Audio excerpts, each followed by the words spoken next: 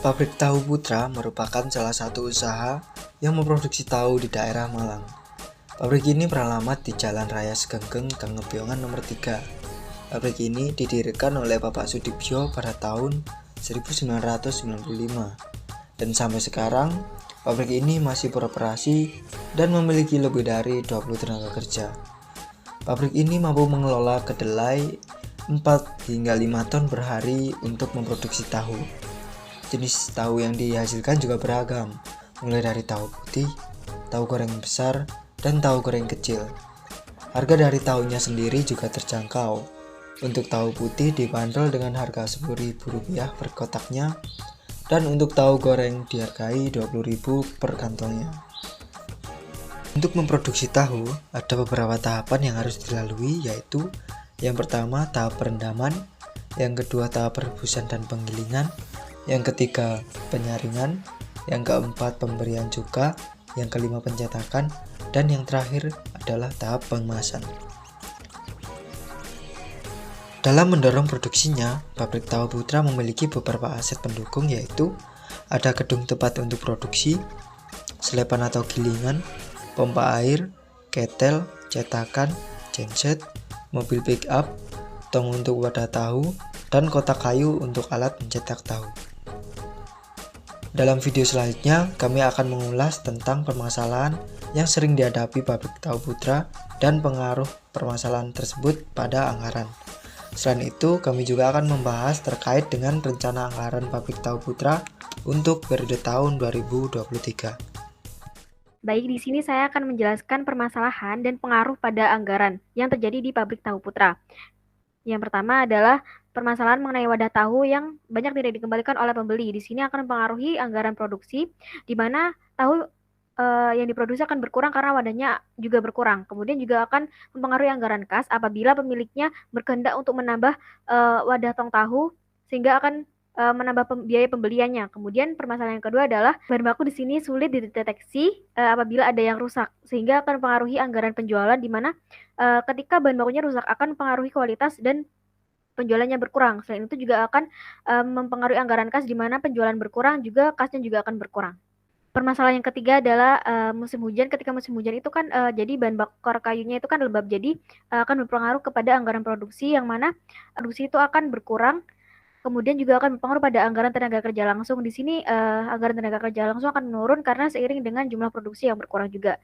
Permasalahan yang keempat adalah tidak adanya pencatatan yang jelas dan tertata, sehingga akan mempengaruhi seluruh jenis anggaran karena anggaran itu didasarkan pada pencatatan keuangan perusahaan. Kelalaian karyawan ketika melakukan proses produksi. Nah, di sini akan mempengaruhi anggaran penjualan, yaitu di mana produk yang dihasilkan akan kualitasnya akan menurun, sehingga penilaian itu tadi menurun.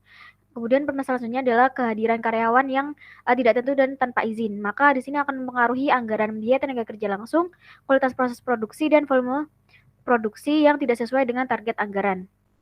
Baik, selanjutnya saya akan menjelaskan tentang rencana anggaran pabrik Tahu Putra tahun 2023. Yang pertama, untuk rencana penjualan, data forecast penjualan. Untuk peramalan penjualan tahun 2023 menggunakan dasar data penjualan tahun 2022. Perhitungan akan didasarkan pada tren penjualan dan indeks musim. Analisis tren menggunakan metode last square dan analisis indeks musim menggunakan rasio to trend. Data yang dihasilkan seperti yang tertera dalam slide ini. Selanjutnya, distribusi penjualan. Untuk distribusi penjualan pabrik tahu sebagian besar berada di Malang Kota, yaitu sebesar 70%, dan daerah kabupaten kota atau Kabupaten Malang sebesar 30%. Selanjutnya, untuk harga jual tahu sendiri, pabrik Tahu Putra memberikan harga jual tahu tiap unit produk dengan harga yang sama untuk masing-masing wilayahnya, yaitu Rp10.000 untuk tahu putih dan Rp20.000 untuk tahu goreng. Selanjutnya ada rencana bahan mentah. Ya, untuk bahan mentah dari tahu sendiri ini sudah pasti adalah kedelai. Ya, 1 kilogram kedelai ini cukup untuk membuat 1 butir tahu goreng besar, membutuhkan 0,26 kilo. Untuk tahu goreng potongan kecil membutuhkan 0,012 kilo. Lalu untuk tahu putih membutuhkan 0,67 kilogram kedelai. Untuk harga dari bahan baku kedelai ini berada di kisaran Rp12.000.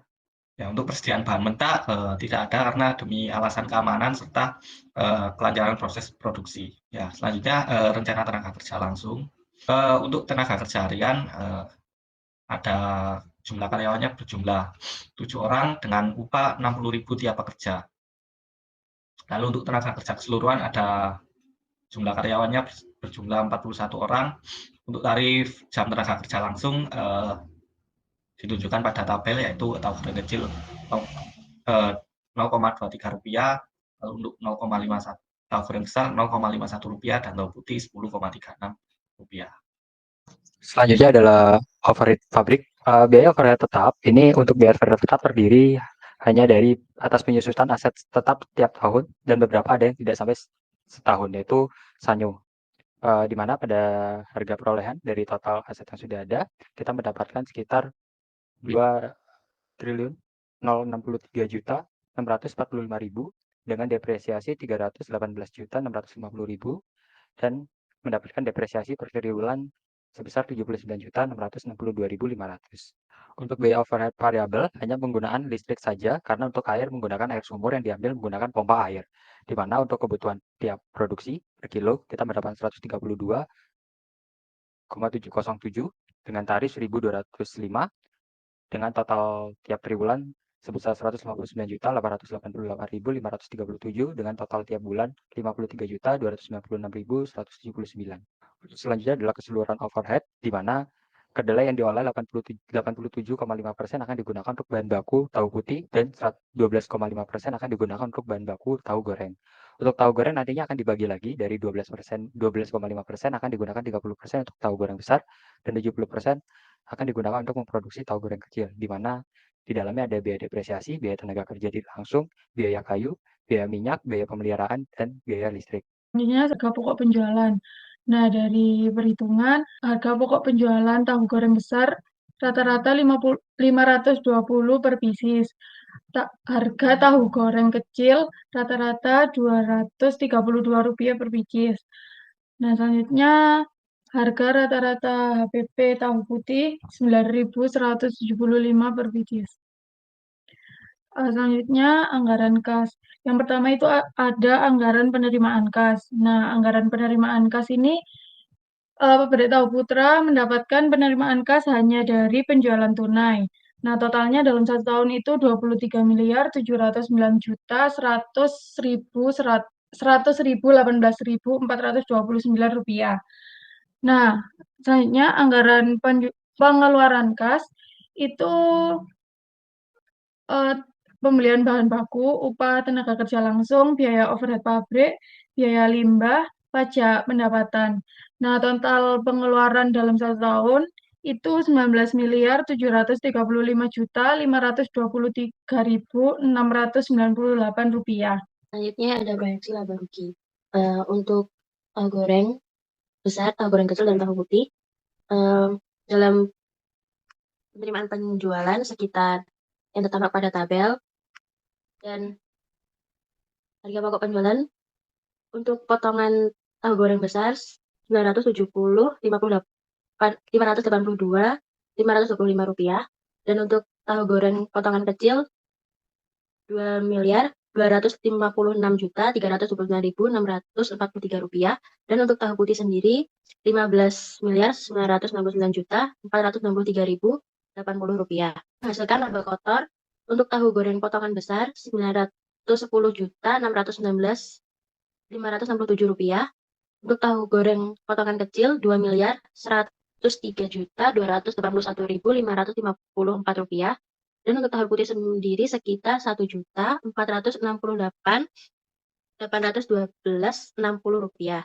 Lalu dikurangi dengan biaya operasi, ada biaya limbah minyak untuk tahu goreng besar 3.150.000 rupiah, untuk tahu goreng potongan kecil 1.350.000 rupiah. Karena omset berada pada kisaran 4,8 miliar hingga 50 miliar, maka EBT mendapatkan potongan 50% dan akan dikalikan dengan tarif 22%. Di mana nantinya menghasilkan laba bersih untuk tahu goreng potongan besar 799.237.414 rupiah, untuk tahu goreng potongan kecil 1.867.114.523 rupiah, tahu putih sendiri sekitar 1.307.242.734 rupiah.